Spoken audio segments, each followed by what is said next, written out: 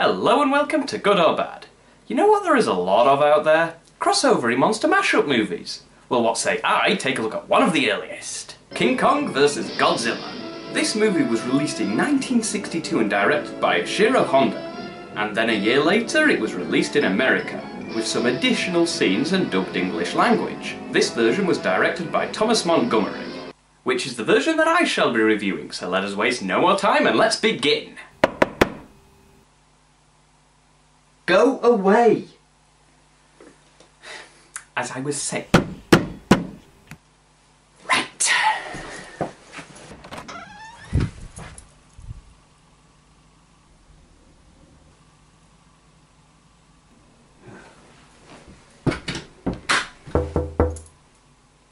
The hell is that coming from?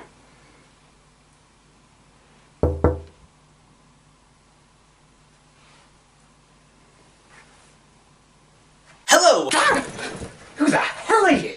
Why, I am Anime Shmurmy! Well, some people call me the Riff as well. You have two names? Actually, it's more the Riff than anything, because, well, Anime Shmanime was in the deepest, darkest bits of my past, and I best not to talk about it. Talk about egotistical! Are you saying I have a big ego? Well, I don't think we need to concern ourselves with that.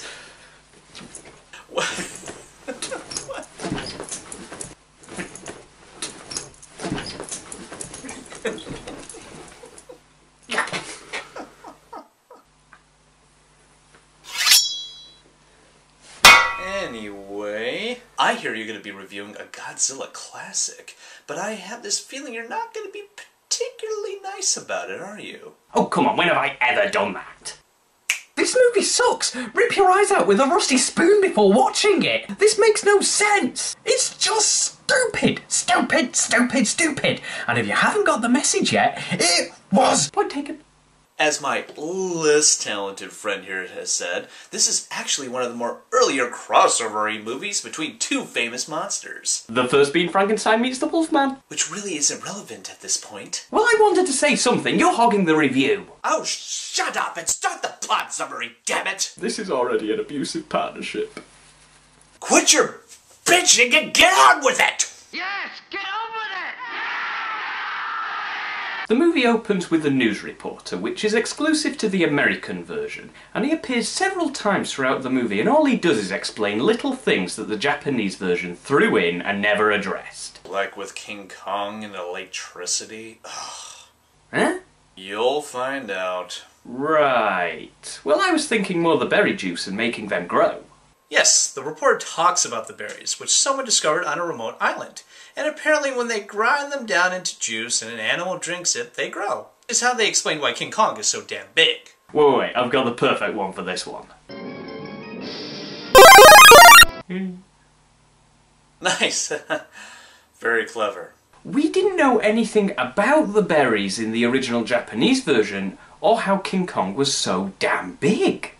Well, the American writers just thought they needed to explain why he was so big. And besides, realistically, Godzilla would be fathoms higher than King Kong. I mean, King Kong would be crushed like a cockroach in retrospect. Yeah, 'cause having a giant monster gorilla without a scientific explanation was just too unrealistic. You know, unlike anything else that happens in these Godzilla movies. Shut up! It's kaiju-horrific! Okay, well there's another thing that bugs me. There usually is. They say that this mysterious island god has never been seen before. What about the King Kong movie? I can get past Kong dying at the end of that movie. I mean, Godzilla never stops dying and he keeps coming back for the next one. But is this movie just not canon with King Kong? Well, because Let me guess. Because it's a classic. Yeah! Kaiju Gasmic, yeah! Oh!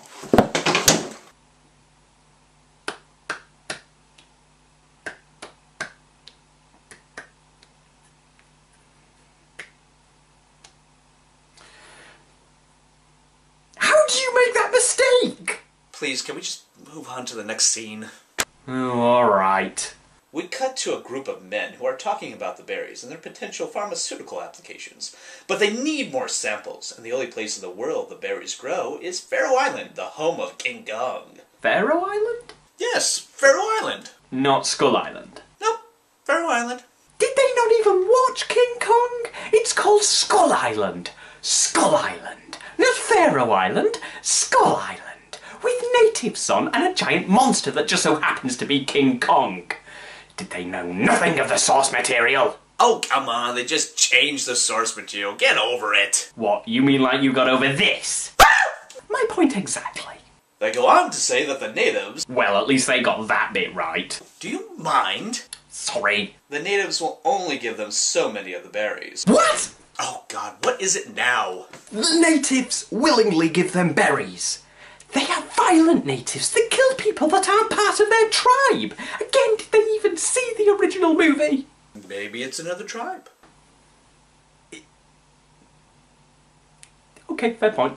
The owner of the pharmaceutical company knows that his company, which owns a TV show that is intended to advertise the company, needs more publicity. And if there is a chance there's a monster on Faroe Island, he will try and capture it. You gotta give them credit for that. They are giving a massive nod to the whole capturing King Kong for public amazement and money. Yes, okay, movie, well done. Tadu Takashima, who plays Osamu, one of the two people being sent from the pharmaceutical company to the island, goes home for a spot of dinner. And his brother-in-law gives him some super-duper wire that is really, really strong, so he can take it on his trip to Faroe Island. Let it go. I don't think I want to. The movie shows us an American submarine that is making its way through the Arctic Ocean. When one of them reports that the temperature is 68 degrees. 68 degrees?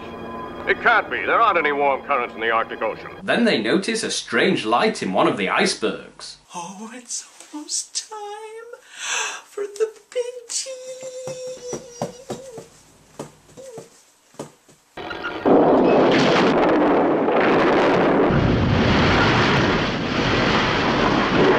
Engine room flooding rapidly. I do love how observant the Navy is. The submarine is destroyed, and a helicopter is dispatched to check out what's going on.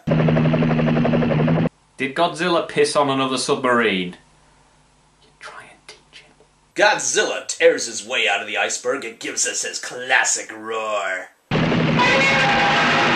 Wait, it took Godzilla 7 years to get out of the iceberg that they trapped him in the last movie. Although on the other hand, I do like that it followed on from the last movie and not just had Godzilla appear out of the ocean again. Yeah, that's pretty cool, except for the... oh, never mind. What is it? Well, there is this one scene in the American version that kind of entirely changes a few things here and there from the original. What does it say? Well, they said that Godzilla has been trapped in that iceberg since the time of the dinosaurs. Okay, let me get this straight. In the second movie, they defeat Godzilla by burying him in an avalanche, which would then freeze over and render him trapped in an iceberg, which in the Japanese version of this movie is the same iceberg that he breaks out of. But the Americans forgot about the reason he was trapped in the iceberg, and they explain it themselves by saying that he's been trapped in there for millions of frickin' years, thus undoing the events of the first two movies altogether. Or maybe that's not it. Maybe there's more than one Godzilla. Yes, there's multiple Godzillas, and they both just so happen to be trapped in icebergs. So which do you think it is? More than one Godzilla? Or maybe the Americans just don't know the source material? It's a classic! We see Godzilla doing what Godzilla does best. Blowing shit up. With nuclear breath! And nerd rage.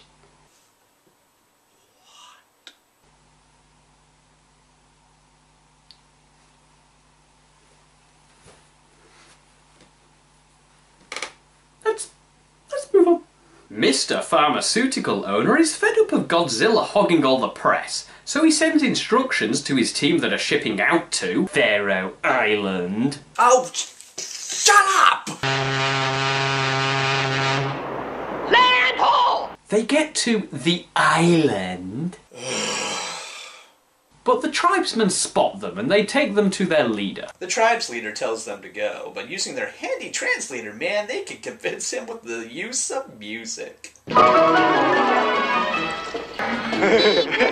So they can now stay the night until their boat comes to pick them up tomorrow. But the leader warns them that while they have allowed them to stay, they can't promise that their almighty God won't eat them. So they celebrate by promoting smoking among the tribe. Oh, come on, who hasn't gotten a tribe addicted to smoking? But then the tribe goes into worship mode when they hear thunder. That noise is only the lightning up there. That ferocious god of theirs is only lightning caused by the thunderclouds. Hear that? That thunder ain't thunder.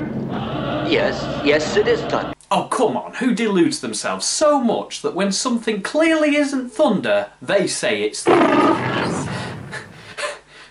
It's thunder.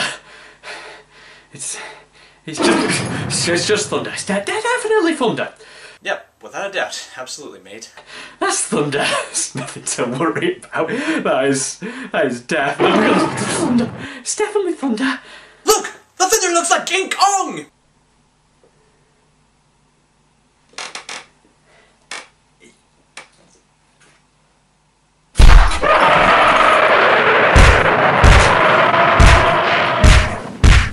Are you right down there?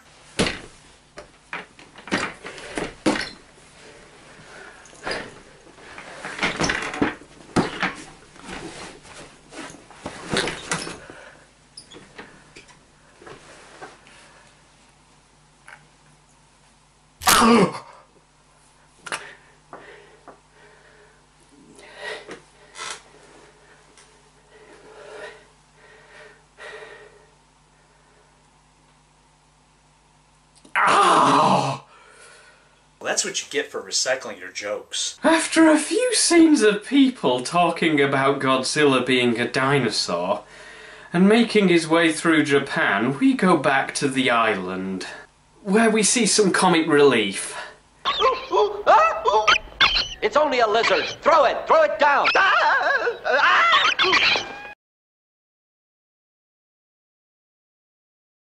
Then we hear Kong's roar and they all run away.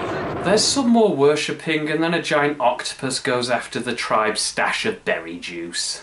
Correction, a very cool looking giant octopus. True, and you know what? It actually looks like an authentic monster from Kong's Island. So, credit where credit due. They go about attacking the monster. But the monster seems unaffected by their best attempts. Then King Kong arrives to save the day. After fighting for a while, the octopus slithers away. Yeah, Kong couldn't kill that thing. Hey, you leave that big monkey alone. I'm just saying, Godzilla would have, killed him in seconds flat with his atomic breath. Oh, shut it.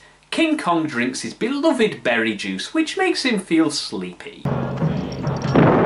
Let's go home. We're going home. No, we're going home. With Kong. With Kong. So the big bad Kong just falls asleep and they take him away? Really? Have you never had a hangover before? The Americans tell us that Godzilla's brain is tiny and that he is all about brute force, while King Kong is a thinking animal, and they are both natural rivals.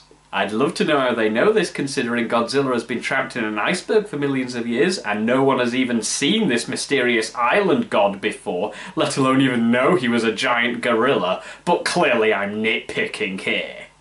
You are such a dick. Poetic. Let's move on. The ship is towing Kong along via a raft, and they get a visit from their boss, who finds out that they rigged the raft with dynamite!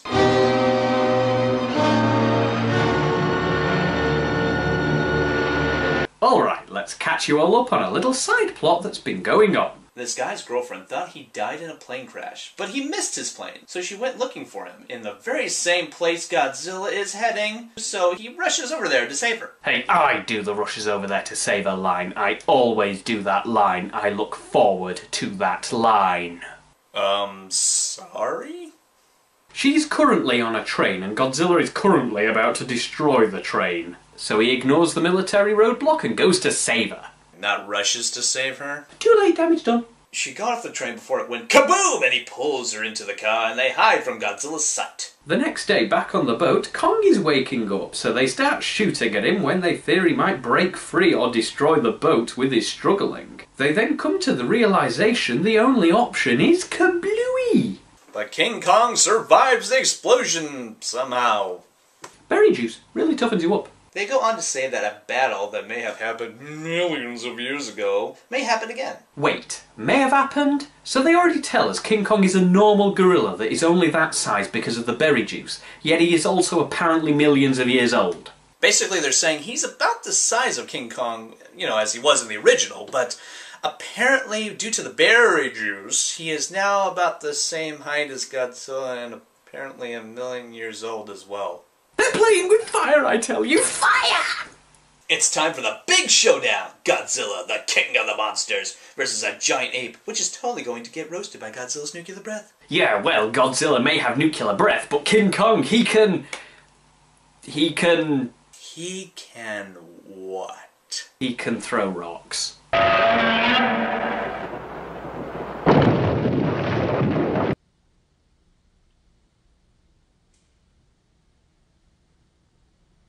It was a big rock. What's all this? Godzilla's dance? Oh, you know about the Godzilla Happy Dance? Actually, it started... Wait a minute. No, it started later in Godzilla vs. Monster Zero, not this film. Anyway, still... Godzilla Happy Dance! Godzilla Happy Dance! Godzilla Happy Dance! Alright, Godzilla's had his fun, but it's time for King Kong to fight back.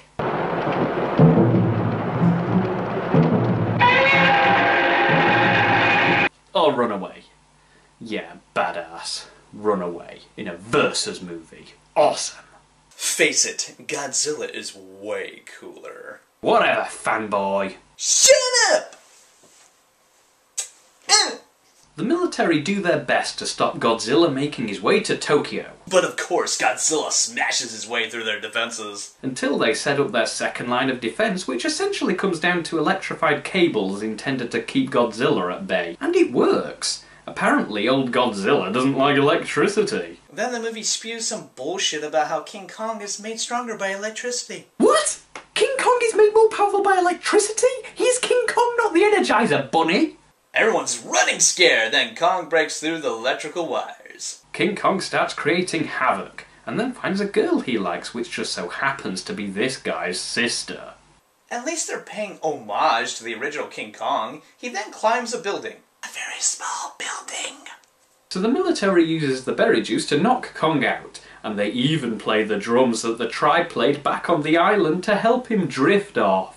Which of course works, even though he's intended to be very much more intelligent, and yet, it's just not adding up. He goes, grabs his sister, and then they work on transporting him to Godzilla's current location. Wait, how are they going to transport him? Are they going to use a giant truck or something? Maybe a crane? No, they're going to use balloons, apparently, to transport this monstrosity of a giant ape.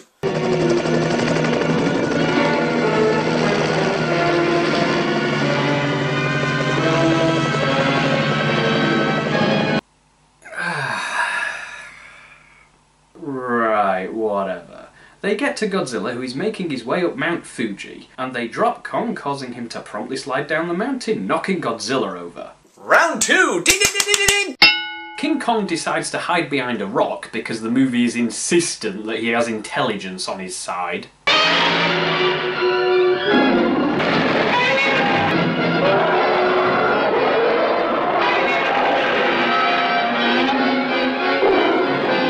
Okay, I think we can all agree this should be on the DVD case. That's just wrong. Kong tries throwing his rocks tactically. Okay, so they fight. And then Kong KOs himself.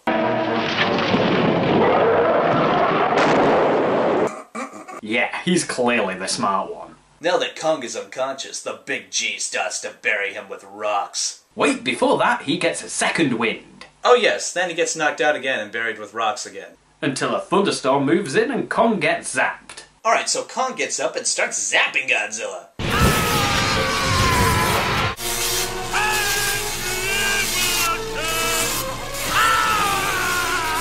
Kong starts really laying into Godzilla for the first time, and I have to admit, by this movie's standards, it looks epic. So they have a pretty intense fight, which includes Kong teaching Godzilla to eat his veggies. Then they find a temple to destroy. After which they both fall into the ocean. And which is the one that emerges? King Kong. What was that? I didn't hear you.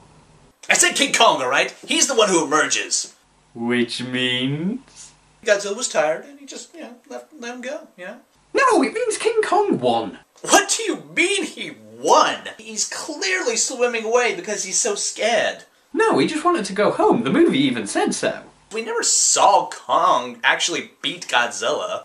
Okay, yes, taunting you aside, neither one of them really won. We both see them again in other movies. So that was King Kong versus Godzilla. Oh, I say that bit. Get over it! This movie is great. It's really cheesy, but it's so much fun.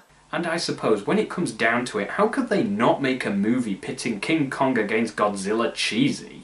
If it was serious, it just wouldn't work that well. Sure, it's got flaws, but the movie's goal was to show us two movie monster titans fighting, and it gives us that. It certainly does, because that end fight was pretty damn epic, especially when they was destroying that temple. The pagoda! Pagoda?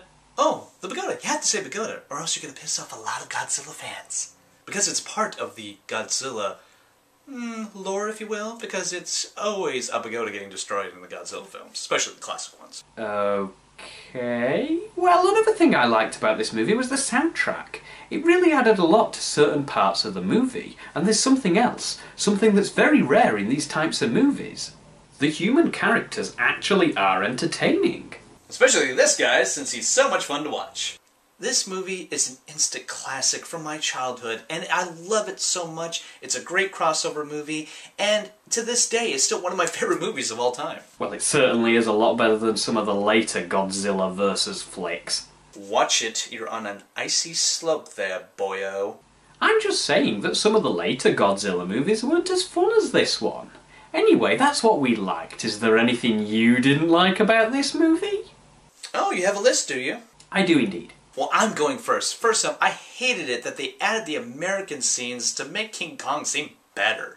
And, the whole, oh, this is Godzilla's brain, and it's about the size of a peanut. Well, we have Kong here, who is a much more, thinking animal. Blase, blase, blase. Well, to be fair, Godzilla is a force of nigh unstoppable destruction, so King Kong did need a bit of boosting up so he could even entertain the idea he could stand against Godzilla.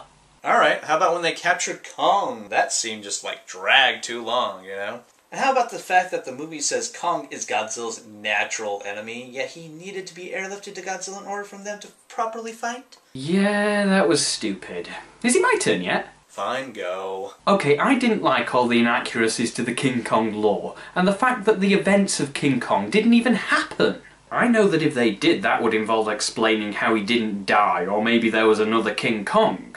I just think that it took away from the crossoveriness of the movie. It's like if in Freddy vs. Jason, the events of A Nightmare on Elm Street had never have happened. It would have just have been stupid. I also disliked the scale of the movie, because one of the things I always liked about Godzilla and King Kong, more so Godzilla but still, was a sense of scale. They felt larger than everything around them. So instead of making them fight in a city where the scale would have been apparent, they fight in the country where it just looks like two guys in costumes throwing foam rocks at each other. The only time it looked right was when they were at the temple. Pagoda. And to end my little rant, I didn't like how there wasn't a clear-cut winner. One thing I like in a versus movie is a winner and a loser. But it was still a whole lot of fun, and I would definitely watch it again. You have been watching Good or Bad? And me! Yes, and him, except he won't be here next time, so see you then.